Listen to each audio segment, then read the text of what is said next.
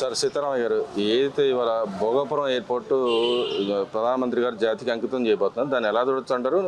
ఇంకో విషయం ఏంటంటే, మీలాగా అమరావతి రైతుల్లాగా అక్కడ కూడా రైతుల్ని తొలి ఫ్లైట్లో తీసుకెళ్ళబోతున్నారు, ఎలా చూడొచ్చు అంటారు ఓవరాల్గా?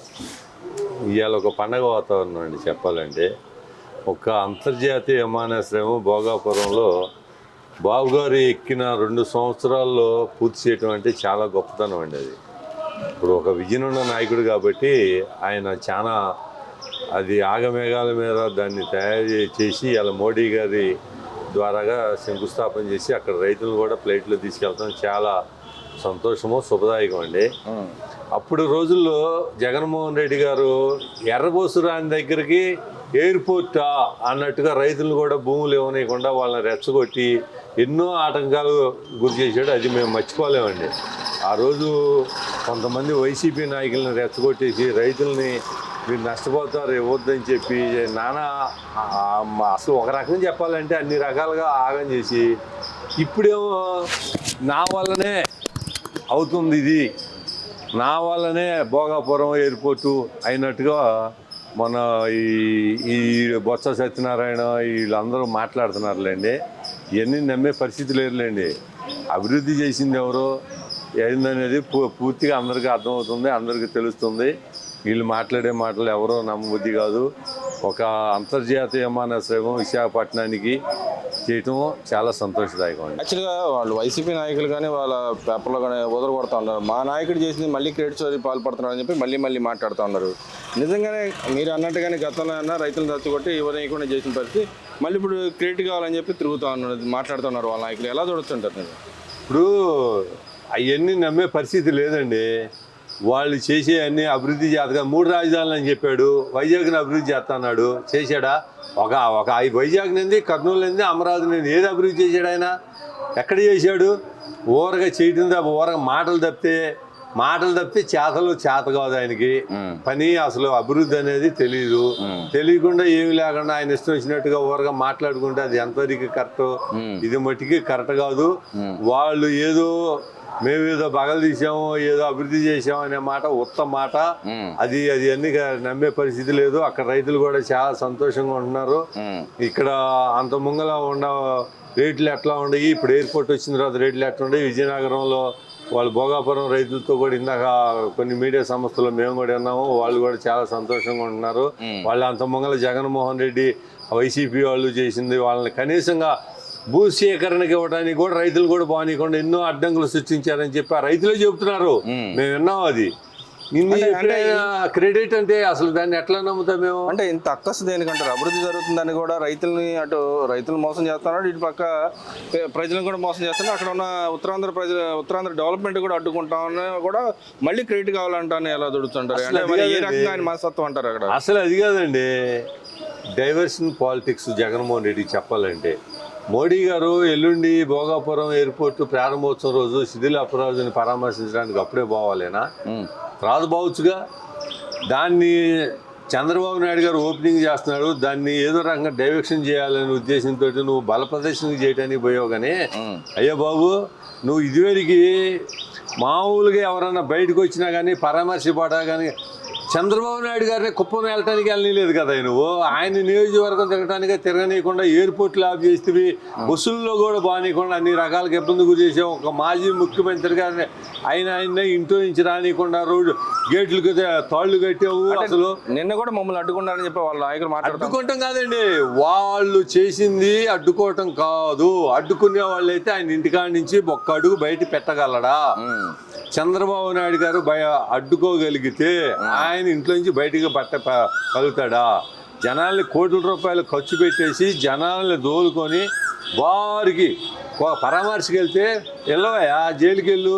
శిథిలాపరాధం మీద ప్రేమ ఉంటే ఆయన ఏ గొప్పతనం చేశాడని నువ్వు ఆయన పరామర్శకి వెళ్ళావు? అసలు చెప్పాలంటే ఆయన దగ్గరికి వెళ్ళినప్పుడు ముందు పరామర్శకి వెళ్ళు. మీ నాయకులే ఫోన్లు చేసి చెప్పారుగా, టైం అయిపోతుందండి మీరు తొందరగా రాండి అనకుండా నువ్వు కావాలని లేట్ చేసేసి తర్వాత మా నాయకుడిని పరామర్శ కూడా రానియకుండా చేయనీయకుండా చేశారని ఒక అపవాది వేయటానికి నువ్వు చేసిన ప్లాను అంటే తప్పితే వేరే ఏమీ లేదండి. అంటే ఇక్కడ మనం చూసుకుంటే వాళ్ళ మరి ఇన్ని మాటలు మనం అడ్డుకుంటున్నారని చెప్పిన నాయకులు నిన్న ఒక ఎస్ఐ మీద వాళ్ళ ప్రవర్తన ఎలా చూడొచ్చంటారు? అక్కడ లోకల్ నాయకుడు ఎవరైతే ఇన్ఛార్జ్ అనే వ్యక్తి దాడి చేసిన పరిస్థితి ఎస్ఐ మీద వాళ్ళ కార్యకర్తలు కానీ అదే ఒక పక్కన లాండ్ ఆర్డర్ లేదని ఈయన చెబుతూ ఉంటాడు. మరి ఎలా చూడొచ్చు అంటారు? ఒక మహిళా ఎస్ఐని చేతులు పట్టుకోలేని చేత అప్పుడు ఆ చేతులు పట్టుకుంటే ఒక ఎస్ఐ గారే ఆమె రక్షణ పొందలేనప్పుడు వేరే మహిళల రక్షణ ఎలా ఉంటుందండి? ఇప్పుడు ఆమె ప్రజల్ని రక్షించాల్సిన ఒక పోలీస్ ఆఫీసర్కే రక్షణ కరువైంది చెప్పాలంటే. ఆమెనే అనేక రకాలుగా చేతులు పెట్టడానికి చేతులు పెట్టేసి ఆమెను అనేక రకాల ఇబ్బందులు గురి చేశారు. ఇవన్నీ జనం చూస్తూనే ఉన్నారు, వీడియోలు చూస్తూనే ఉన్నారు. అవన్నీ మీరు మీ అరాచకం అధికారం లేకపోతేనే ఇట్లా చేస్తున్నారు. రేపు అధికారం వస్తే అసలు ఏం జరిగిద్దో అనేది కూడా ఆలోచన జరుగుతుంది. ఇప్పుడు వాళ్ళు కొన్ని ఎందుకంటేనండి ఒక చిన్న ఉదాహరణ చెప్తున్నాను. అధికారం లేదు, మన ముస్తాఫా కొడుకు చేసింది ఏంటంటే ఆయన అధికారం లేకపోతేనే జనాల్ని అక్కడ ఎవరో పొగా వ్యాపారస్తుని కిడ్నాప్ చేస్తాడా? ఇది ఎక్కడండి అసలు కిడ్నాప్ అంటే? అవన్నీ అక్రమ కేసులు అంటున్నారు కదా. అక్రమ కేసులండి. కళ్ళెదురుగా ఉండి ఆయన లారీకి దగ్గర ఓనర్ని మొత్తాన్ని తీసుకెళ్లి కిడ్నాపులు చేసి వాళ్ళు ఇంత అరాచకంగా చేస్తుంటే ఇంకా ముస్తాఫా కూతురు అంటుంది అన్యాయంగా అక్రమంగా మా మీద కేసులు పెట్టారు చేశారని ఆ మీడియాలో చెబుతుంది. ఇది ఎక్కడ న్యాయం అండి అసలు? ఇప్పుడు నీకు రూపాయి ఇవ్వాల్సి వస్తే కనుక కేసు పెట్టు, వసూలు చేయకుండా దౌర్జన్యంగా నువ్వు అనాధికారంగా ఉండి ఒక మాజీ ఎమ్మెల్యే కొడుకుండి ముస్తాఫా గారు అంటే చాలా మంచివాడే, ఆ విషయం నాకు తెలుసు. కానీ ఆయన కొడుకు చేసింది మట్టికి 100% తప్పు. మరి ఇక్కడ శీతల అపరాధ కొడుకు విషయంలో కూడా చెబుతాడు. ఒక ఏదైతే నీట్ రాసిన ఒక పిల్లాడు తప్పు ఏదో పొరపాటు జరిగిన తప్పుకి ఎందుకు ఇంత రాద్ధాంతం చేయాలి చంద్రబాబు, ఇంత నీచ రాజకీయాలు చేయాలి, అరెస్ట్ చేయాల్సిన అవసరం ఏముంది అని చెప్పి మాట్లాడుతూ ఉన్నారు. వాళ్ళ గొర్రెల కాపరి కొడుకు ఇద్దరు పిల్లలను వాళ్ళు చూస్తుంటే ఎంతో జాలి కలుగుతుందండి. కనీసంగా వాళ్ళ ఆ పోయిన ప్రాణాన్ని ఎవరు తీసుకురాగలుగుతారండి? వాళ్ళ కుటుంబానికి జరిగిన నష్టాన్ని ఎవరు తీరుస్తారండి? అది చాలా తప్పు కదా. ముందు కొడుకుని రక్షించుకోవాలనే ఉద్దేశం మీద నువ్వు కుట్రలు పడినావు, కానీ చనిపోయిన ఆయనకి ఏ రకంగా ఆదుకుందాము, వాళ్ళ కుటుంబాన్ని ఏ రకంగా పరామర్శించుదామని చెప్పి ఉద్దేశంగా యాక్సిడెంట్ అయితే ముంగలు ఎవరైనా కానీ హాస్పిటల్కి తీసుకెళ్తారు ఎమ్మటే. సిపిఆర్ చేయడానికి సిపిఆర్ చేసే అంత ధైర్యం ఆ పిల్లగాడికి అసలు ఏడుందండి సిపిఆర్ చేయడానికి? అసలు సిపిఆర్ చేస్తే బతికేవాడేమో అసలు చెప్పాలంటే, లేకపోతే 198కి ఫోన్ చేస్తే బతికేవాడేమో, ఎమ్మటే హాస్పిటల్ తీసుకెళ్తే బతికేవాడేమో. కానీ వెనకాల ఉన్న శిథిల అపరాధ కొడుకు సిపిఆర్ ఏంటంటే దిక్కులు చూస్తున్న పరిస్థితి. ఏమండి ఆయన ఏదో చెబుతూ ఉంటాడు, అవన్నీ నమ్మే పరిస్థితి కాదులేండి. ఆ సిపిఆర్ లేదు, ఏమి లేదు. ముందు ఆయన బతికే పొజిషను, ఆయన్ని ముందు ఏదో రకంగా హాస్పిటల్ తీసుకెళ్ళడమో లేకపోతే ఆ కుటుంబాన్ని పరామర్శించడమో అది చేస్తే కనుక జనం చెప్పుకునేవాళ్ళు. అట్ట కాకుండా వేరే వాళ్ళని కొడుకు యాక్సిడెంట్ చేస్తే వేరే వాళ్ళని దాన్ని పెట్టేసి కేసులో పెట్టేసి అనేక రకాల ఇరికియటం చేయడం అనేది కరెక్ట్ కాదండి. అది జగన్మోహన్ రెడ్డి గారు కూడా శిథిల అపరాధుని పరామర్శించడం కూడా అది కరెక్ట్ కాదు. నా లెక్క ప్రకారంగా చేసింది ఆయన కరెక్ట్ కాదు, అన్యాయమైన కేసు కాదు అది. ఎందుకంటే ఒక కుటుంబము ఒక పెద్ద దిక్కు కోల్పోయారు. ముందు ఎందుకంటే వాళ్ళు చాలా పేదవారు, వాళ్ళు మరి కుటుంబ పోషణ మరి వాళ్ళు ఎట్లా అండి, మరి చిన్నపిల్లలు 2 ఉన్నారు, మరి వాళ్ళని చూస్తుంటే ఎంతో జాలి కలుగుతుంది. వాళ్ళని ఆదుకోవాలి, వాళ్ళ కనీసంగా వాళ్ళ పరామర్శ కూడా బాగుండే ఏమి లేకుండా ఈ శిథిల అపరాధ దగ్గరగాను వైజాగ్ భోగాపురం ఎయిర్పోర్ట్ కాడ ఏరియాలో బల ప్రదర్శన చేసుకొని జనాలను దోలుకొచ్చి కోట్ల రూపాయలు ఖర్చు పెట్టేసి నువ్వు ఏదో చేయాలనుకుంటున్నావా? అవి కరెక్ట్ కాదు నువ్వు ఏదైనా కానీ. మరి ఈరోజు చూసుకుంటే ఏదైతే లక్ష్మీపార్వతి గారు నేను మాట్లాడుతూ ఉంది, భువనేశ్వర్ గారు నీ తల్లి లాంటి దాన్ని నాతో ఏదైనా నీ బాధలు ఉంటే నాతో చెప్పుకో, నేను అన్నీ చూస్తాను కనుక ఏదైతే గతంలో నీ మీద ఏదైతే మాట్లాడో అది జగన్మోహన్ రెడ్డి మాట్లాడలేదు అని చెప్పి మాట్లాడతాను. ఎక్కడ లేదు అసలు, కనీసం మీ కొడుకు నీ భర్త నీ గురించి చెడుగా ప్రచారం చేశారు లోకమంతా అని చెప్పి మాట్లాడుతూ ఉంది కదా. అసలు మాట్లాడుతుంది ఏమండి, మేము మనసులో మాట చెప్తున్నాను. ఎన్టీ రామారావు గారు చనిపోవడానికి కారణం ఎవరండి? అసలు ఆయన ఎందుకు చనిపోయాడు అది అందరికీ విషయం తెలుసు. ఆమె ఏం చేసిందో ఏం జరిగిందో, రామారావు గారు ఎందుకు చనిపోయాడో అది అందరికీ తెలుసు. అమ్మ తల్లి, నువ్వు చెప్పినా కానీ మేము నమ్మే పరిస్థితి లేదులే, కానీ ఆ రకంగా అసెంబ్లీలో ఎన్ని రకాలుగా వంశీ కానీ వాళ్ళు కానీ ఎన్ని మాటలు మాట్లాడింది, పడాల నాని కానీ వీళ్ళందరూ మాట్లాడింది, ఎకిలిన వెళ్ళింది, చంద్రబాబు నాయుడు గారిని బాధ పెట్టింది, ఇవన్నీ మేము కళ్ళెదురు చూసాంలే. కానీ నువ్వు చెప్తే ఈ పరిస్థితిలో లేదు. అంటే రికార్డు ఉండే ఓపెన్ చేసి చూపిమని అడుగుతుందామే. దానికి కళ్ళు ఉన్నాయా? నేను అనకూడదు, ఒక ఆడ మనిషి ఉంది కానీ దానికి కళ్ళు ఉన్నాయి అసలు చెప్పాలంటే.